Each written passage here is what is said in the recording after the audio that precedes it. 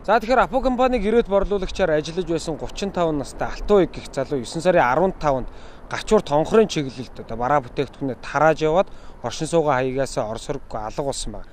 Тэгэхээр Баянзүрх дүүргийн цагдаагийн 3 дугаар хилцсээс өнөөдөр 90 хайх ажиллагааг өргөн бүрэлдэхүүнтэй гэр хийж байгаа юм байна. Ингээд бид бүхэн одоо яг 90 хайх ажиллагаа хийж байгаа энэ гачуурт одоо тосгоны энэ ойролцоо ирээд байна. Одоо гэрээсээ гараад сургуу болсон Апогийн грейд борлуулагч тэ 35 настай Балдан дорж Алтан Уяг гэдэг залуу гачуурт хонхрын чиглэлд гараад бэлэн мөнгөтэй одоо грейд борлуулалтынхаа тэр чиглэлээр Апогийн нэрийн бүтээгдэхүүнийг аваад ингээд тараалт хийгээд ирээг байна гэсэн арга гэрийн гомдлоор бид эрийн сурчлага ажиллагаа заавар журмынхаа дагуу хийгээд явж байгаа. Өнөөдөр бид нар яаж нэхлээр гачуурт хонхор улаастай хожир болон энэ чиглэлд нь цагдаа ерөнхий газрын даргын шийдвэрээр одоо эрлийн групп 90 хайх групп гараад цагдаагийн алга багш нар гачууртын хойтлынхаа амуудыг одоо нэг ам ич үлдээлгүй уртлынхаа жалга тэгэл энэ бургас дээрэс нь 20 дугаар хороо богдуулын хар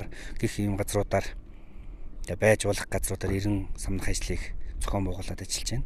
Одоогор бол ямар нэгэн олдсон одоо зэжигтэй тэм шалгачгаар хэмжээний одоо зөвлөд илэрсэнгүү ийм байдалтай шалгалтын 90 хайх ажиллагаа үргэлжлүүлээд явчихна. Тэрээр алга болохдоо 8 орчим сая төгрөгийн бараа 4 орчим сая төгрөгийн бэлэн мөнгөтэй явсан юм. Алтан Уяг нь 2 жилийн өмнө Сүхбаатар аймгаас нийслэлж шилжиж иржээ.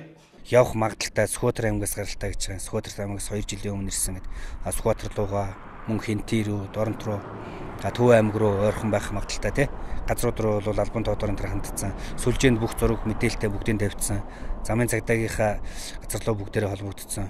Ийм байдалтай ер нь цагдаагийн зүгээс хийх ёстой бүхэл ажиллагаануудыг бид нар хийгдэл явж байгаа. Апо компани грейд борлуулагч тус залууг хэвлэл мэдээллээр сургаггүй алга болсон хэмээн зарлаж байгаа нь буруу гэдгийг мэргэжлийн байгууллагын хэлж байсан.